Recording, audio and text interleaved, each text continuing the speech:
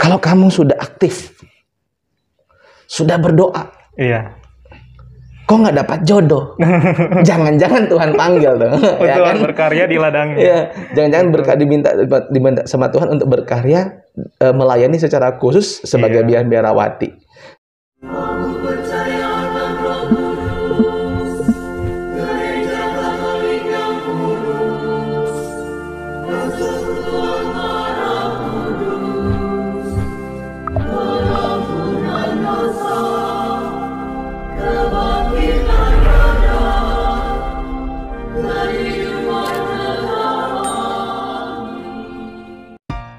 Salve sahabat Katoliko Keren, kembali lagi dalam channel Katoliko Keren. Pada hari ini kita sudah bersama Pater Ardi Watusek MSC. Halo Pater. Halo. Gimana kabarnya Pater? Puji Tuhan saat ini sih sudah mendingan, sudah baik, sudah. Dan kalau sekarang itu tanya ya, syukur. Iya. Penuh dengan berkat. Amin. Ya, jadi sahabat Katoliko Keren, hari ini kita akan ngobrol-ngobrol santai bersama Pater Ardi. Dan Pater saat ini lagi-lagi viral pacaran beda agama sama pacaran beda gereja. Dimana di dalam gereja Katolik itu ada yang menikah beda agama. Dan itu lagi viral.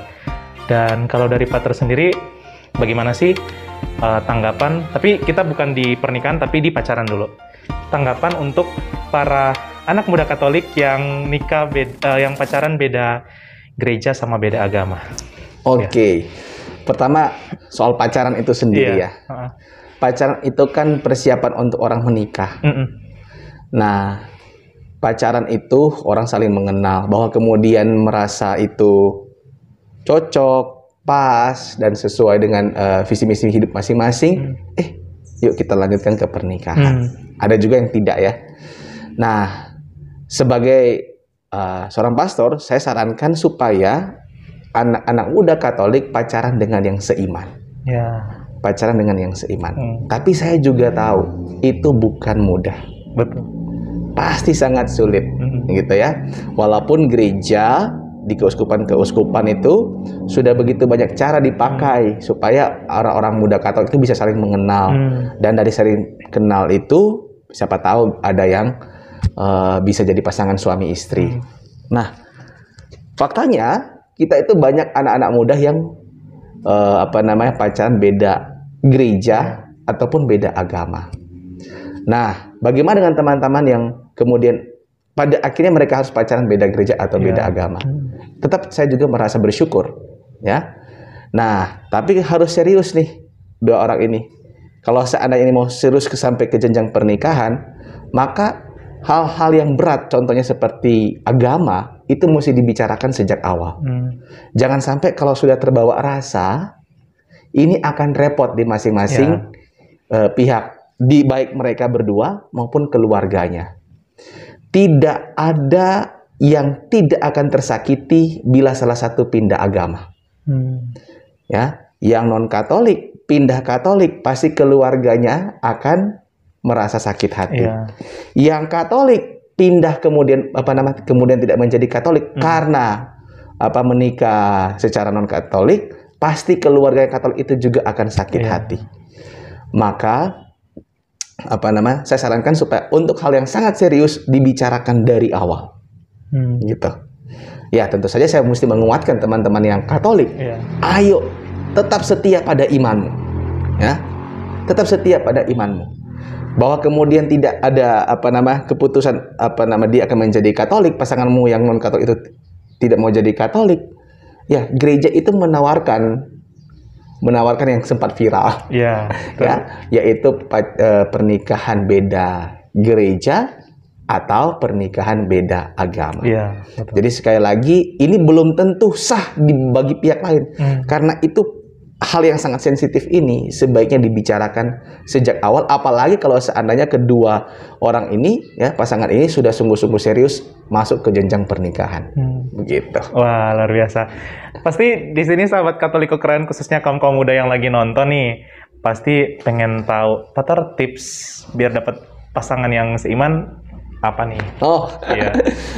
Saya Pasangan yang seiman ya. Iya. Nah, kalau dari pengamatan saya, bukan pengalaman, pengamatan. Ya. Bukan pengalaman, tapi dari pengamatan, kebanyakan orang-orang yang Katolik itu mendapatkan pasangan seiman karena mereka aktif di kegiatan-kegiatan gereja nih. Ya. Maaf, kegiatan-kegiatan gerejawi. Contohnya di PPA, ya. Atau di tempat lain namanya itu misdinar, atau di OMK, kalau mereka di dunia kampus ikut KMK, ada juga yang aktif di dunia sosial politik masuk ke pemuda Katolik, atau di kampus juga selain KMK ya, ada juga PMKRI, kemudian juga ada kelompok-kelompok kategori lain seperti ada Choice, kemudian ada KTM, Karismatik, Legio Mariae, ada begitu banyak ya. Jadi kalau mau cari yang Katolik, aktiflah di situ. Ya. Ada orang bilang, loh, kan kita mesti cari Tuhan. Ya, betul, ya kan betul. Kalau di kegiatan-kegiatan itu, ya tentu kita cari Tuhan. Tapi siapa tahu di sana juga kita mendapatkan jodoh kita. Iya, betul. Ya, mendapatkan jodoh kita. Ya. Saya pernah baca itu di satu keuskupan ada aplikasi untuk cari jodoh. Cari jodoh, ada aplikasi cari jodoh. Itu juga ada. Jadi sekali lagi, tips yang pertama adalah supaya orang-orang yang Katolik ini ya aktif di kegiatan-kegiatan Katolik di gereja ataupun mungkin di kelompok-kelompok mereka begitu. Nah, yang kedua, berdoalah. Berdoa supaya dapat Tuhan, semoga saya dapat yang seiman. Amin. Iya. Bahkan seamin kalau perlu. Ya, supaya saya mendapatkan jodoh yang satu, kudus, Katolik, apostolik gitu ya. Nah, begitu. Saya percaya doa-doa juga itu membantu kita untuk mendapatkan pasangan yang baik dari Tuhan. Betul. Gitu. Saya rasa dua hal itu sih yang dari pengalaman saya. Dicatat ya, sahabat Katolikku keren. Dan mungkin ketika kalian berdoa pasti akan bertanya, kok saya udah doa nih kok saya udah doa nih Pater, doa saya belum terkabul nih. Nah, itu jangan lupa ketika kita berdoa itu, jangan lupa kita katakan, terjadilah seturut kehendak Tuhan, bukan kehendak saya. Bisa jadi Tuhan sementara persiapkan kalian untuk menjadi pribadi yang lebih baik, bisa jadi Tuhan sedang mempersiapkan calon kalian, atau bisa jadi kalian bisa menjadi seorang pastor atau suster. Ya, benar nggak? Saya selalu katakan sama Putra ya, dan juga teman-teman orang muda Katolik di sini. Iya. Kalau kamu sudah aktif, sudah berdoa, kok nggak dapat jodoh? Jangan-jangan Tuhan panggil dong. Betul, ya kan? Berkarya di ladangnya. Iya. Jangan-jangan diminta sama Tuhan untuk berkarya, melayani secara khusus sebagai biarawati.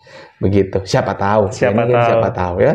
Dan dengan cara itu kalian nggak hanya dicintai oleh satu orang atau pasangan kalian, tapi dicintai oleh banyak orang. Benar nggak, Pater? Jadi dicintai oleh Tuhan, dicintai oleh Tuhan dan banyak orang.